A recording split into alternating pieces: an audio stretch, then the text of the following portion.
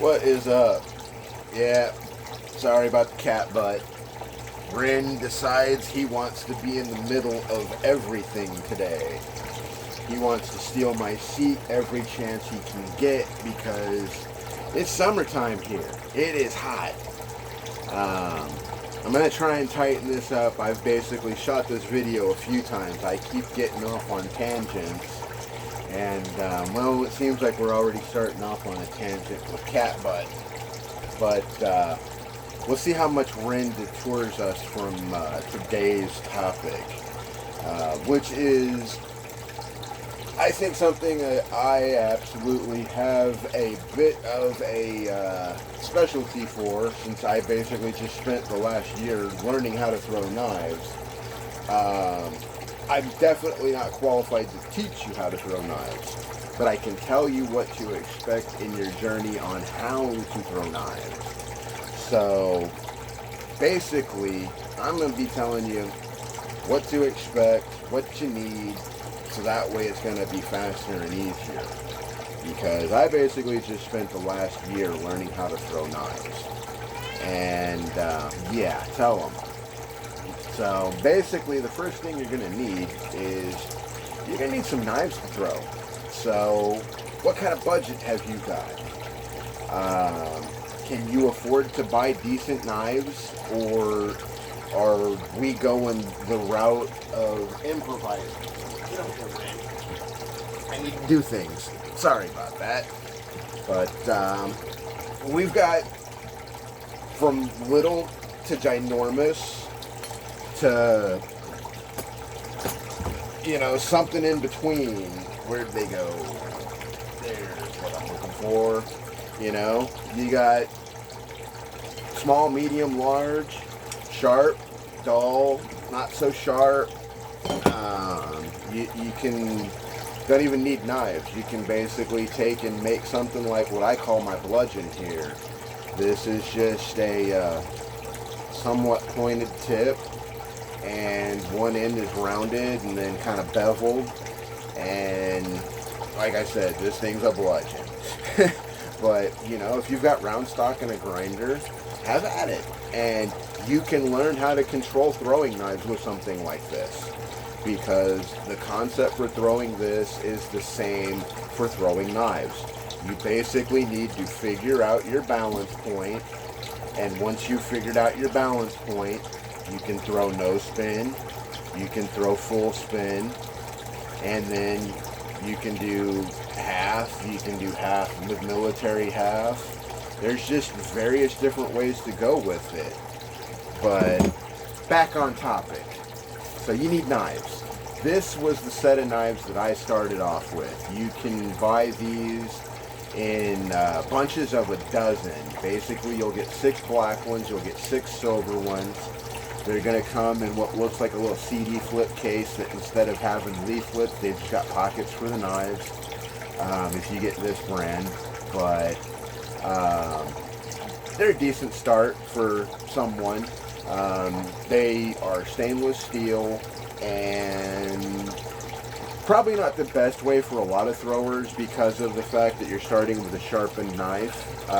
Sharper knives are definitely going to be a little bit more dangerous on those ricochets, because yes, they are going to bounce off the target and come back at you.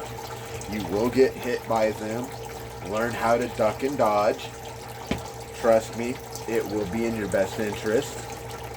But the first set of knives I started out with was these. They're like 8-inch knives. I couldn't tell you what the weight is on them. They're not very heavy, because these are like 280, 290 grain knives. They're nowhere near the weight of one of these.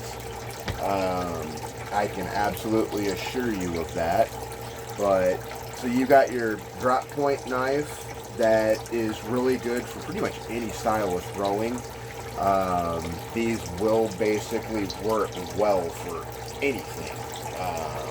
So that being said, we'll look at another shape that we've got here. Being mindful of what you're paying for. Even the high carbon steel knives that are cheaper are going to have more issues. I do not recommend this company, Cold Steel, just for the simple fact that their products are highly variable. All of them, different shapes, different sizes. I bought 2 sets of 14s, and I've got one that is perfectly fine, and then you've got one that 1/2 inch to 3/4 of the tip busted off on the third throw, or the second. I can't remember if it was the second or third, but I had taken a couple of throws and pulling it out of the target, busted. So, that being said, you know, cheap knives are cheap knives. You're going to get what you pay for. It is what it is. Be careful with higher end knives, because we all know that companies have reputations. It is what it is. But you're basically going to need something at least mid-level would be my way to go. These Condor dismissals are good for full spin, nose spin. I don't know that I would throw these in a half spin configuration just because of the size and shape of them, but I really like these knives. They are a good high carbon steel, and that right there is going to bring us to, you start spending money for better knives, you're going to need to maintain them. You're going to need oil, and I don't care what knives you get, if you're throwing knives, you're going to need a set of files. So that way, any of the sharp edges that you get from knife on knife contact, you can file that shit out, and you're not cutting your fingers up and whatnot, because that is absolutely something that you're going to have to worry about. You can see the nicks on the blade that have been filed. You can basically see on the edges how it's going to wear, and on the points that are going to strike that you're not supposed to. And you're basically just going to have to come through, feel for any areas that don't feel comfortable, and you're just going to do what you do with a file, which is just file that bad boy down. Make sure you don't get yourself in there, because grinding on your fingers with a file is never good for them. But that takes care of knives and files. Just get something that fits the way that you want to throw. You don't have to buy something expensive, but you're going to appreciate a nicer knife over a cheaper knife, especially once you start getting better at it, because it's no fun to spend 80% of your time maintaining your knives, because they just don't stand up to the abuse that you're going to put them through. Because knife throwing is inherently abusive on the knives. It's just the nature of the sport. And so that kind of brings us, like, you know, what I'm talking about with cheaper steel. This is a stainless steel, what's left of a Smith & Wesson Bullseye. And they've got these cutouts on the blade end and the handle end, and that shit just straight up cracked the whole handle right off. And that is the only knife besides that 14-inch with the tip that I've literally completely busted out of all of my cheap and expensive knives. We've got some that have had minor little bends that you can bend back into shape, but issues with bending knives is once they've started to bend, they're probably going to continue to bend. Hence the reason why you want something that's going to be a better knife, because it is going to stand up to more abuse. Obviously, stainless steel comes in many forms, and is just not inherently the best for throwing knives. That's why most professional knife companies don't make a lot of stainless steel knives, because they're just not the best steel for knife making overall. Especially for high stress, you're going to want something that is going to be more along the lines of just a good flexible spring steel or a high carbon steel, because they're just inherently better at taking way more abuse and not breaking. Because this is a high carbon steel, but you can definitely see the finish and fitment on these knives compared to my better knives. But another thing that you're going to need is you're going to need targets. You absolutely need to make sure that you're not throwing into something that's going to damage your knives. So what works best is like in-grain targets, whether it's log rounds, the end of grain on the log, you can cut it into, there's certain sizes that work best. 6 inches for like log rounds, 6 to 8 inches is kind of typical.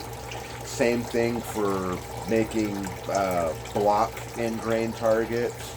You can go about construction of those a couple of different ways. The smaller targets with smaller blocks, where you have a lot less screws and hardware, is good. But if you're going to start trying to screw and glue every block into place, I'd recommend doing it with something that's a bit heavier, a bit more robust, because if you're doing 4 to 6 inch blocks like the ones that I've got out there, you try and start screwing those into place every block in the back of the target, you're going to have a screw sticking through the block, and before you know it, your knives are going to start making contact with all those screws coming through them blocks. And the cheaper your knives, the more likely those screws are going to do damage.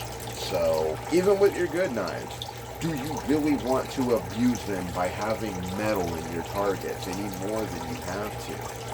Because if you're going to screw them and glue them together, you want something that's like 8 to 10 inches thick and is going to last 6 months to a year. So that way you're not trying to take that thing apart and replace individual blocks. Because that's what's nice about the smaller targets, where you're not screwing things together.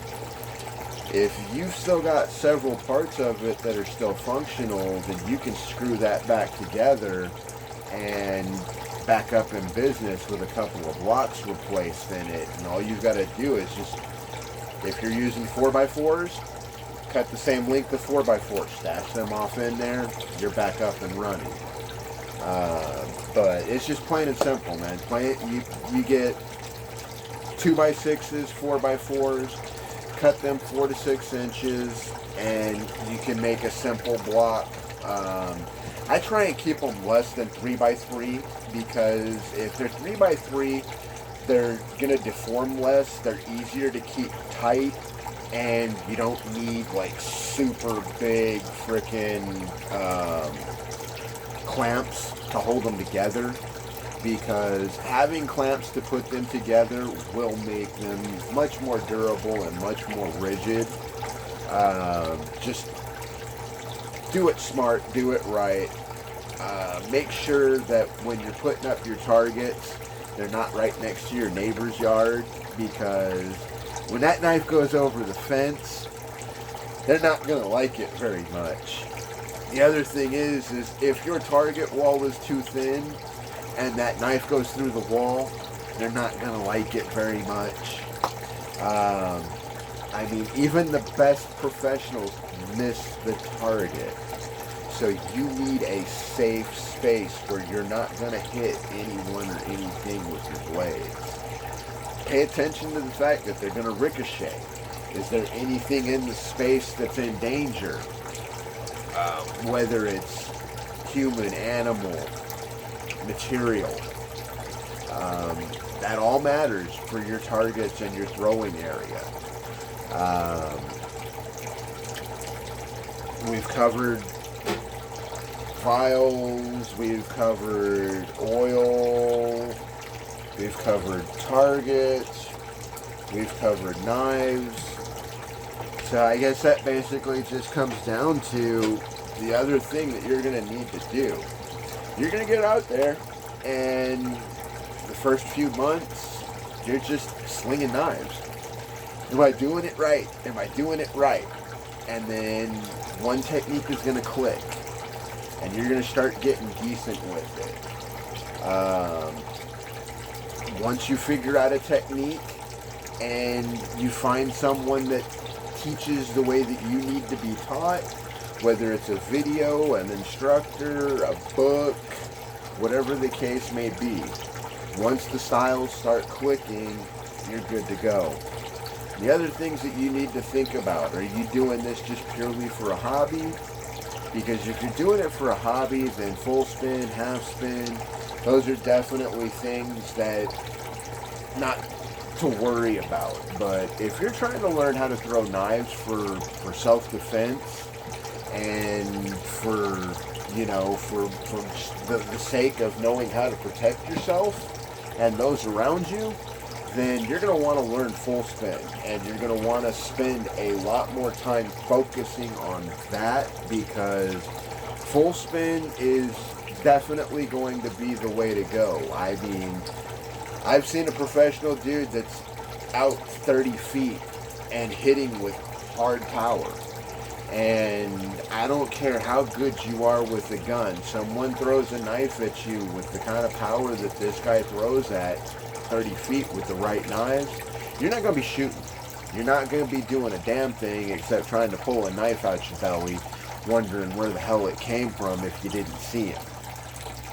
So it's just one of those moments of whether you're doing it for training, for your martial arts, for your protection, or if you just want to learn how to throw knives because it looks cool, get out there and do it. Just be prepared to put in the hours and the effort that goes with it, and just get a good set of knives, something that is going to be durable and work, and you'll be amazed at how fast you pick it up. I was out there basically kind of haphazardly figuring out half spin by accident for a good little while. The first 3 or 4 months, I'm just out there slinging knives at whatever I could prop up that I could throw at, I mean, literally, I had,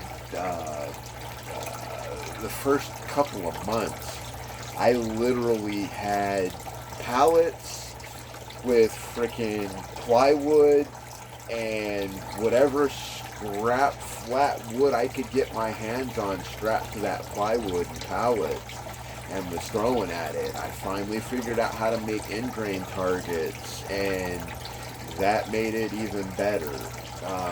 Before I'd learned how to make end grain targets, I'd also got some log pieces that worked for a little bit before they started splitting on me. But, just get out there, practice, throw, do your thing. And once you find the video or the instructor that teaches you how to do it the way that makes sense to you, the techniques will just start to click and you'll get better. And I don't know what to tell you. You'll enjoy it if these are the types of things you're into. So I think I may have actually gotten everything in there and not rambled for 15 minutes. So let's see if I actually got everything I wanted to in here. Otherwise, I may be redoing this video, because I've shot it a couple of times because I'd turned it into 30, 40-minute monstrosities. So hopefully I covered everything and didn't ramble too much.